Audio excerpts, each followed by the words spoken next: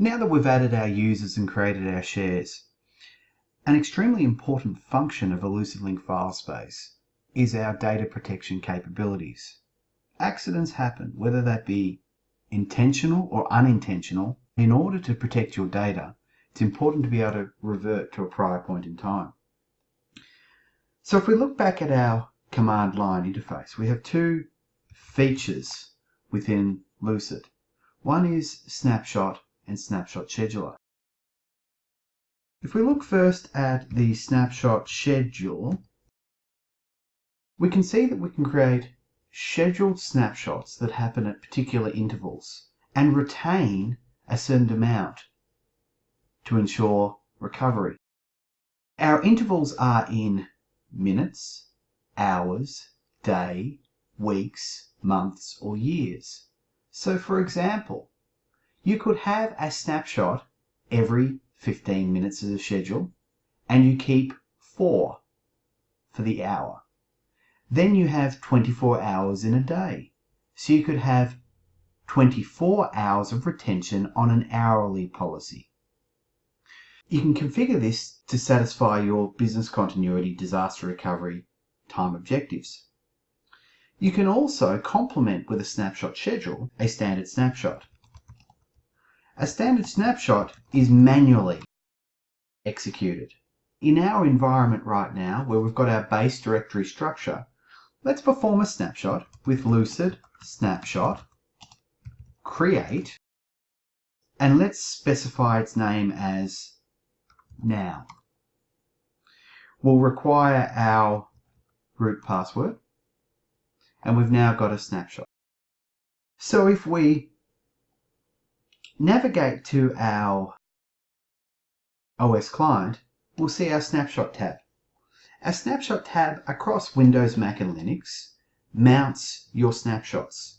If we activate on Windows our snapshot tab, we will see that a mount point will appear on Windows with our file space snapshots. So we have our snapshot called Now, which contains our directory structure, how it exists right now. Let's, for instance, add some data on macOS and add a text file and put in it macOS. We will save it to our file space within data, and we have our new text file. If we go back to our snapshot, and let's create another snapshot and call it macOS, provide our root password. Let's then go to our Linux machine, go to our data folder, and open our file from macOS, and let's contribute Linux. Save it and close it. Now let's create a new snapshot and call it Linux. Let's now go to our Windows mount point under Data, edit this file, and put inside it Windows. Save it and close it, and perform a final snapshot for Windows. So we're going to note within our snapshots, we're going to have our multiple points in time that we've manually initiated.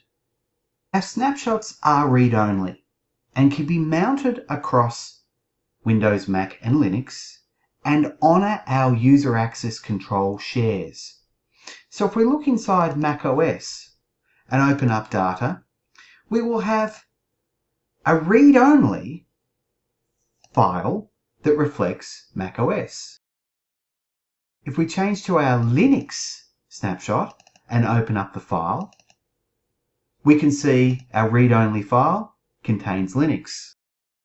If we go to our macOS and activate our snapshots for our user 1, we can see that we'll have a snapshot mount point, that we can select Windows, open up data, and have a look at our snapshot that contains Windows.